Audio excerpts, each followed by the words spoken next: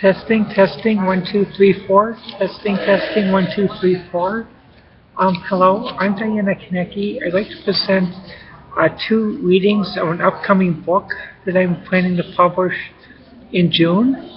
One writing activity I work with is NaNoWriMo, and this month, in April, I completed my goal of 10,000 words for a short novel, as well as participating in the November NaNoWriMo event at the Southwest Library in Kenosha, where I completed about 25,000 words of 50,000.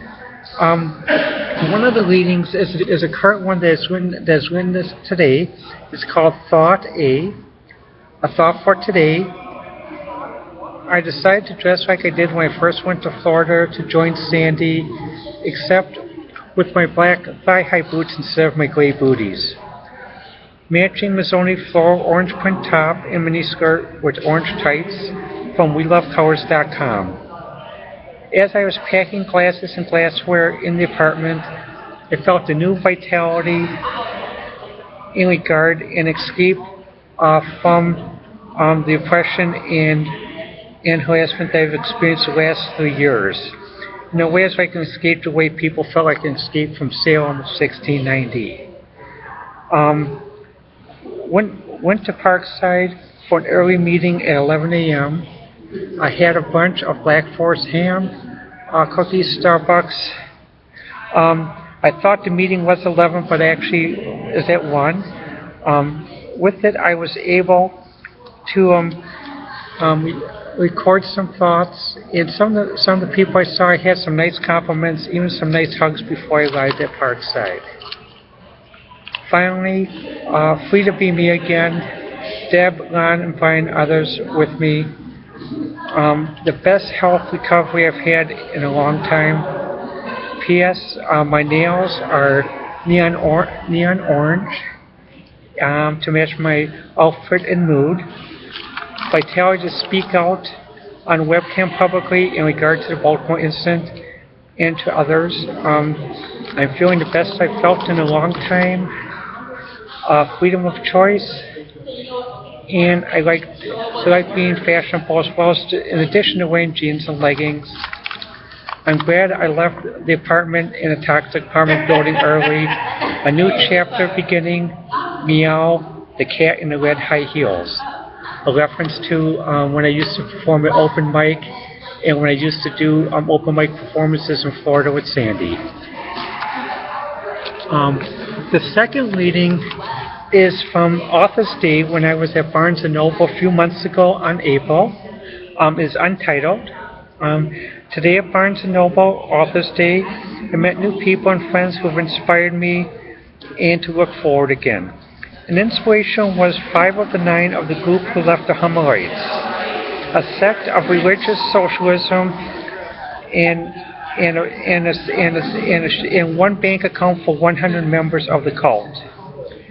The reason why they left was because the group said their needs were taken care of for as long as they agreed with what the needs were.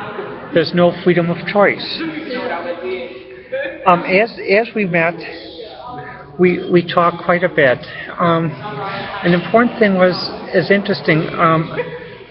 The Author's Day was set up in two groups. The morning group was the children's authors, and the afternoon group was the adult authors, of which I was present.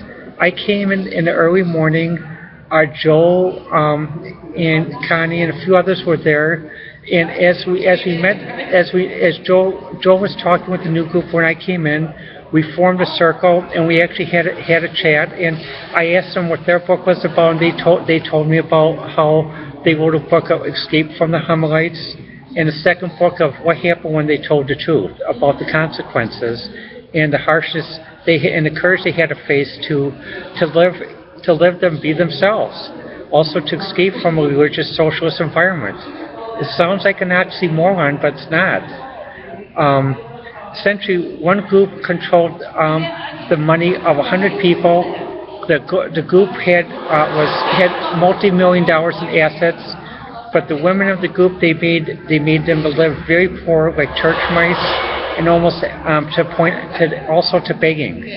When many of them left, they only left with the clothes that they had, and they're even accused of stealing their own clothes. As we chatted, we had a discussion a little bit about faith, and it's nice to have an intelligent discussion actually about what it means and what it means to follow something, to think rather than just follow something blindly. As we each spoke about our books, I was speaking about my newest book that I wrote, Diana Romance, about my experiences of working in the First Gulf War and dating, and also being LGBT, and how that affected my relationships, also those who knew me. And Joe talked about his book about how to get into acting, and one of his books was actually used as a textbook at the University of Wisconsin.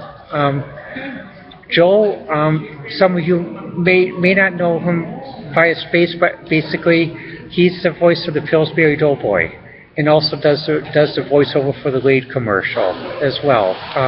Very, very nice person, and he shared with us an interesting thing at Barnes & Noble, that actually his neighbor actually does the voice for the Cookie Monster on Sesame Street.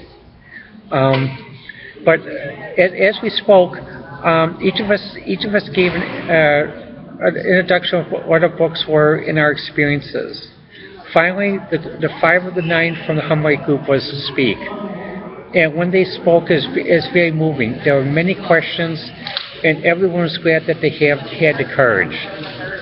The biggest courage that came from the Humboldt groups, which some people may take for granted, is actually the freedom to wear what you wish to wear, not to be controlled or limited. And to some, this seems like this freedom seems natural, but in some groups it's not. And to them, they understood I was transgendered, and they also believed in faith. But basically, we had a wonderful discussion because they agreed that freedom and civil rights apply to both. Because there's a certain freedom I'm enjoying that I couldn't enjoy before, and there's a freedom that they're enjoying, that being able to work in the private sector, own their own business, own personal property. The best thing about Authors Day is that all of us were able to meet, and also with the people who came and sat to listen, ask questions. It was something that I encourage everyone to do. And the nice thing is we've seen Barnes & Noble, and Anne does a wonderful job of encouraging everybody. As part of my upcoming book, I'm going to talk about some of the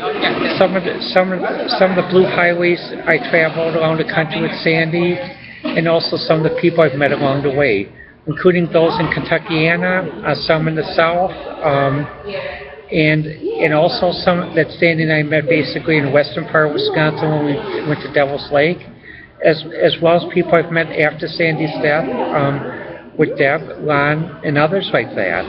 So I'll be doing additional readings, and I'd like to know what your thoughts are. So please feel free to let me know on Twitter at Diana1A, or Facebook Diana.Konecki.